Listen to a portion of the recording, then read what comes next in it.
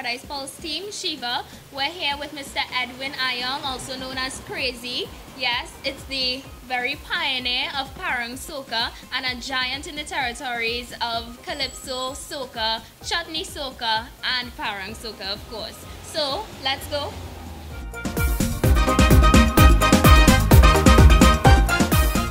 Alright, here we have Crazy in the house, man. Yes, Crazy, man, what's going on? Yes, man. Hey, yeah, nah, man. All you catch me in a good time, boy.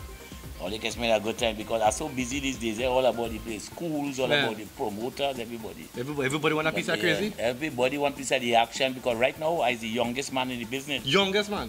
Well, when say, my name is Ayong, but I'm the youngest man because, most of the people, this are young people thing now, The kind of music that I do is young people.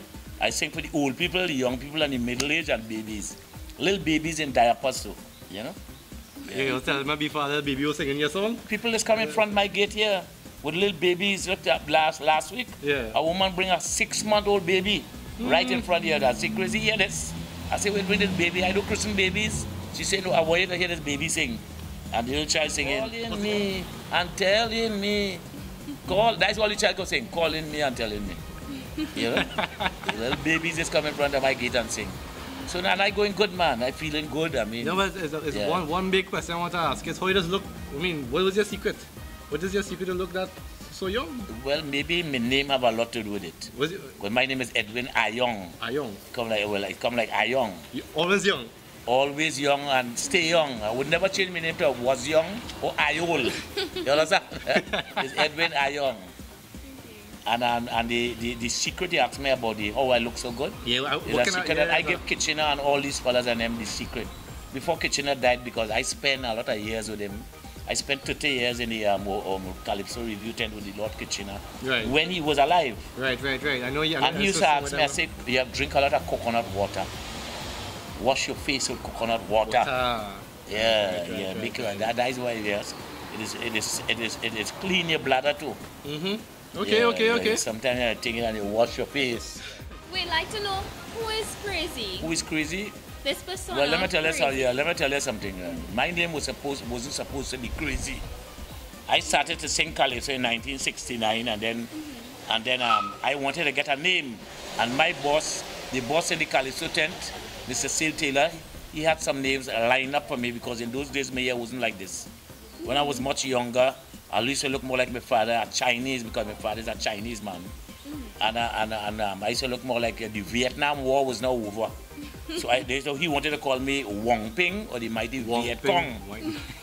Yeah. So the name Crazy now, you ask the question is, who is Crazy, right? Yes. Well, I got that name by mistake because my name was supposed to be Crazy, C-R-A-Z-E.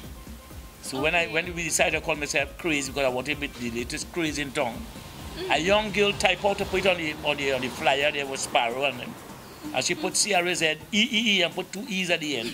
So it had 3 E's at the end of Crazy. So everybody was saying, who is this Crazy? Crazy, and that's like the name. I tell them, no, I'm Crazy, I'm Crazy. And the name stick on me. So I had to now find crazy things to do.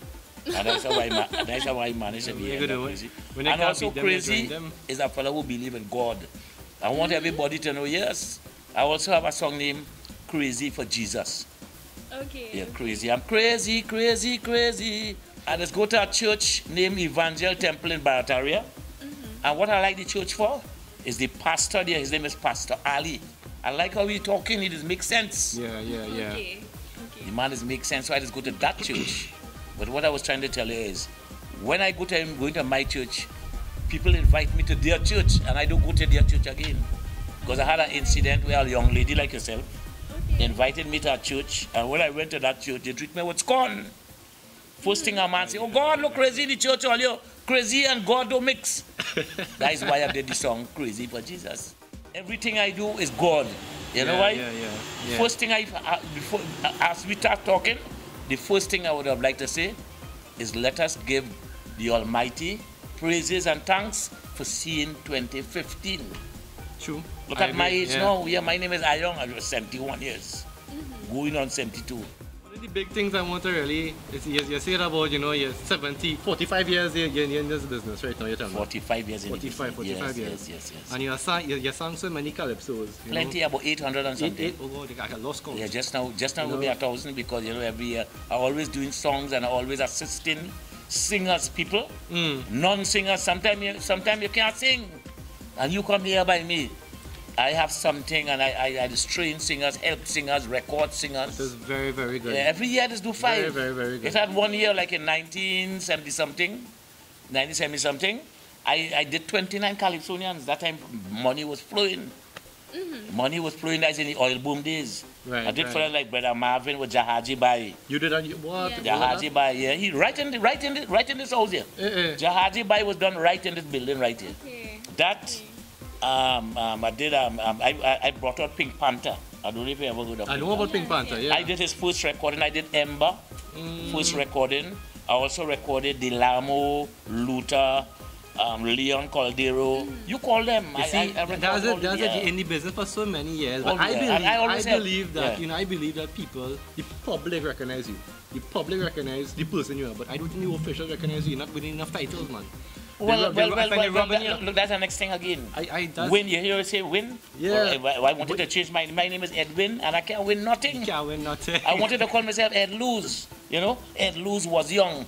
Ed Luz was young because you get old, you can't win nothing, and your name is Edwin. You understand? It's better you call yourself Ed Luz. You think you'd have a part 2 to shoot? Yeah, I wouldn't do a part 2. Maybe I might do a part 2 in time to come. In time to come. I'll do a part 2 in time to come. You was like a prophet because in time to come. Yeah, just last week, just last week, a church, a Yahweh church in Tunapuna called me and give me an award. I should have bring the award here to show you. I have it in the bag there. Award, they call me the prophet of Calypso. Because I am the man who say that America will have a black president in 2000. Yes. And it's I said that, and the judges have a right to apologize to me. They have because you know why? After Obama won in 2009, and I sing that in 2009 years after. You foresee all of that? Not only that, when Obama win, I sell out all them shows from the islands right up. Yeah. People only calling me for, don't talk about Jamaica and Grenada, St. Lucia. God. They were calling me because all people, African, Rasta people, smoking weed to come and hear me. Because all they wanted to hear is, in time to come, America will have a black president. Yeah. That's all they wanted to hear. After they take 2 pull, and they say, he is a prophet. So we see that in Trinidad and Tobago, you're not always as well received as a lot of people think you should be. Yeah, but that's okay. People just get love outside. Yes. Trinidad, they don't respect people. They're crazy now. Everybody so people appreciate you much more outside. I just get real love outside, boy. I went in front of the Red House and protest. I couldn't get a woman. I had a big placard back. Good man wasting. Good man. That woman don't even passing me like exam. I went to Sweden, you know what? I went to Sweden and even see a woman rushing me. A woman here. Girl, rush me. So, yeah, a woman said, good man wasting. She said, not here. Woman grabbed me and she let me go. I went to California, same thing. About 5 white women behind me. They're like flies around me. Yeah.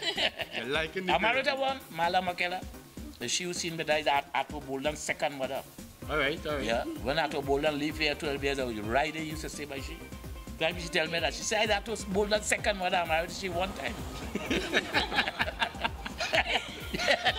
One time. Yeah. Okay. If Atto see this, he go like that. Yeah, if Atto see that, he go know your uncle crazy talking about me here.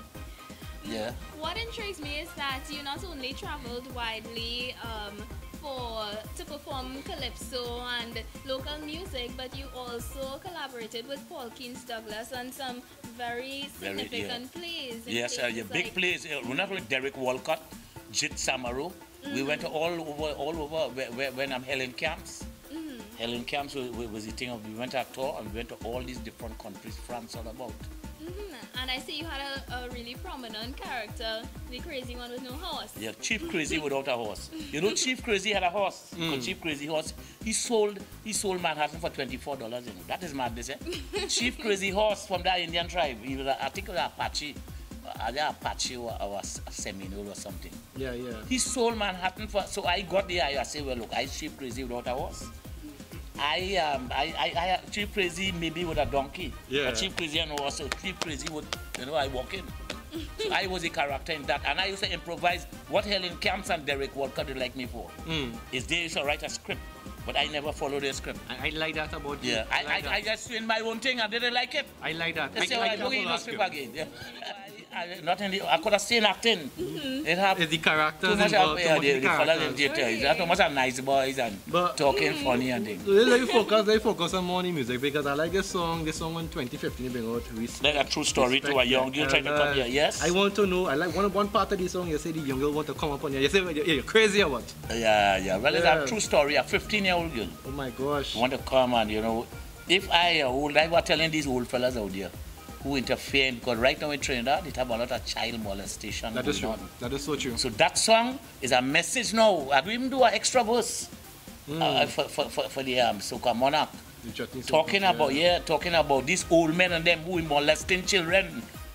So if Ian Allen get to find out that I went with a 15-year-old, what will happen to me? I will be Uncle Crazy? Yeah. Remember, we don't have the evidence for that. We just have these allegations and everything, so we can't say them. That is what that song is about. But respecting this is a very true song. I'm telling the young girls, I say, what is wrong with this young girl? Like something wrong with this young girl. I telling people, I could be your grandfather. If a young girl come to you and tell you, Uncle Crazy and me had a little thing, you say, I'll never believe that. You say you'll never believe that.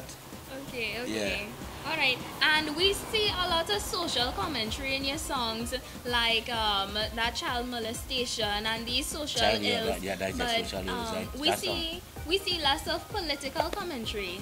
Why is that? Well, maybe you might see political commentary coming down the election here. Why do you use double entendre so much in your music? I did that because the Lord Shorty, who was the creator of soca, when I started off in Sparrow Tent in 1972, that was the norm. To sing those kind of songs. Okay.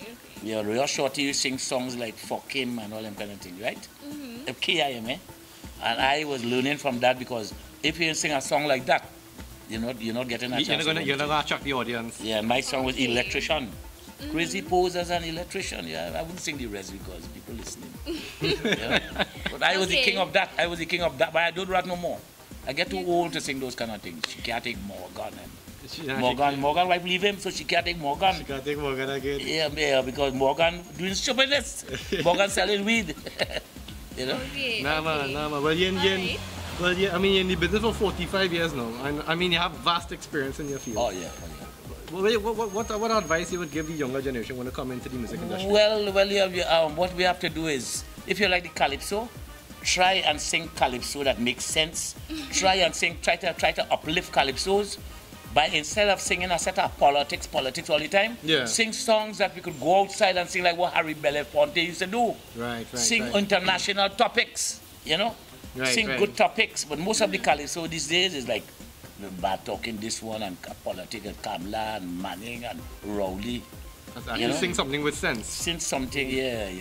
Okay, so that could be one of the reasons why we find the calypso ain't going nowhere. Oh. Okay. Well, calypso, people don't hire calypsonians again. No, but I find calypsonians they treat them poorly because look at the soca monarch, a lump sum of money given to them, but with calypsonians getting nothing. Yeah, penny to a dollar, I find. Yeah, because the calypso needs to be promoted.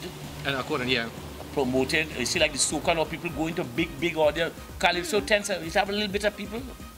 When they go to Marshall, Montana, or soca show that I is being with Bungee Garden. Big crowds, so they have the money to advertise. But we don't. The calypso tends is advertised just for the little 4 weeks, right? But the calypso need developing. Calypso need a revival. And I agree with you on that one. Yes. One of my points I would like to ask you, about having workshops, like calypso workshops. Yeah, well Chalk Dust is do a lot of that. You just come help them, and sometimes Chalk Dust just call me. Chalk Dust is the man for that because he have a PhD in history. Right. And I just go with Chalk Dust sometimes, and we do workshops in schools. Sometimes we go in UV. You see that actually working? You seen people taking that? Working, yes, because look at we have a lot of youths now singing calypso. But some of the youth, because calypso don't have the money in it. Right. You see, calypso don't have money like in soca. It have more people going into the soca because of the money, and it's easier to do. You see, to write a soca song, very easy. To write a soca song is just go by a studio and get a rhythm, right? And the rhythm start up, and then it start, hey, I like she, I wind on she. Yeah. Anybody could make it in soca. Yeah, because you see older tunes, you have a song, but on that same rhythm, a lot of them try the same rhythm. Yeah. They just put words on top of that, and they make a hit. That's not calypso. No, but calypso now is different. Calypso now, you get your guitar. You get a topic and you write out your lyrics. Right. Time to come, you think, and then after you get a guitar and you find a chord structure. And then you start. You know, let me say, this shiny young fella, you know, by the name of Chiwa, left all the way from China because of Brian Lara. He said he heard so much about cricket and he wants someone to explain it. Test match between Australia and we, so we start listening to the commentary. He hear the ball swinging, so he started asking about Tarzan. He want to apply for the job as a night watchman. Just then he hear single. He said, like married people can't play this game. When he hear the bowler have a third man, he say them homos they have no shame. Because you know and what? that is what they call calypso. Yeah, because he didn't understand. That is what you call calypso. Yeah, he don't understand the game. You hear the bowler, he hear they long leg and fine leg. Okay. He asked me if it's a game for the retarded people. You see, long leg and fine leg is parts of the field, so you don't understand the game. That takes a lot of skill. Yeah. Which is not always required for soca. Okay, and we see that you, in 2008, you created history by producing a record of 11 pan songs in 1 year. Yes, I did that. How were you able to write songs, create Well, songs? I did not write all. What happened at that time, in 2007, I did a big song for Amrit Samaru. He composed the song, a song by the name of Band from Space. Okay. Yeah. And that song was the biggest song that year, and I had also a young people song named Cold Sweat. Okay, yes. And people didn't like my voice. We know that. Yeah, Amrit Samaru and also Smooth Edwards from Trinidad was as the arranger. He said Crazy have one of the best pan voices. You see, when you want to hear, when come into diction, you hear every word. Sometimes when a calypsonian sing, you don't hear all the words. Yeah. he said Crazy have the best diction and the best voice of pan songs. So that year, 2008, everybody wanted Crazy to sing the song. Okay. And I used to record with Alvin Daniel. He's a producer that does pan songs. I used to record with him and he dropped me for that. Yeah, okay. Well, we're back together now, eh? Okay, but he dropped me in 2009 because I had no right. The Lord Kitchener came with 5 pan songs 1 year. But I came with, how much? 11 pan songs. Yeah? And he said, you don't do it again. He said, if you do it again, you're not on my compilation. Yeah. Because I'm Magnus, you know, there's a lot of pan tune and to remember all that. Yeah. So that's history, also a piece of history that you mightn't remember. I don't know if you're coming to the Parang thing. No, you know about that? no. Well, I know you're one of the pioneers Not one of. The pioneer. Yeah. The man who actually introduced Parang Soca, and they laugh at me. You know, it was a big joke when I say, alpagata, uno ram, uno parata. You say, what stupid is that? No, I remember. That was the beginning of the Parang Soca in 1977-78. When you sing a song also for Christmas time, Maria. Well, that is the same song. Yeah. The name of that song is Parang Soca. Right. People say Maria, but not Maria. The right name. It's Parang Soca. Yeah, that's the first time you ever heard that word, Parang Soca. That's the first time that word was ever said. Yeah, that's the name of the song. It's a big hit now. I took the role. Well, that is the song that started the whole Parang Soca. They would Scrunta and Baron. Yeah. Does that song bring all the You start them legacy, no? Yeah, well, I am glad. I'm not knowing that a lot of the young people doing it. Yeah, most of the young people singing them. But most of my things, I never sing nothing like no suggestive thing for Christmas. All my Christmas things is based on humor, family values, Jesus Christ in the manger. Yeah, I never go up thing and sing about no bacchanal and Parang Soca have no whining. It's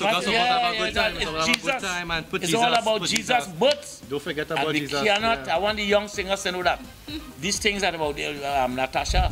You have to watch it there. That song you sing for Christmas. She want to give her husband a horn for the Christmas, which is a trumpet, eh? But we know what she mean. You know, she want to give her husband a horn, which is a trumpet. But we know, so we're not singing those kind of, we leave that for Carnival. Yes. Carnival is all about time, Jesus. Have a time and place for everything, right? We're going with Jesus and we're going about spiritual values. Nice. And can you tell us something about Crazy that nobody knows? Let me see. Well, something about Crazy nobody knows. Don't boast too much of us, right? Well, I had to think about it. Something about Crazy nobody. People don't know how much money I have in the bank. You understand? The banking account right now running low. People don't know that. And I have intentions of doing certain things, you know. Doing certain things that if people approach me, certain people, if they approach me, they don't know that.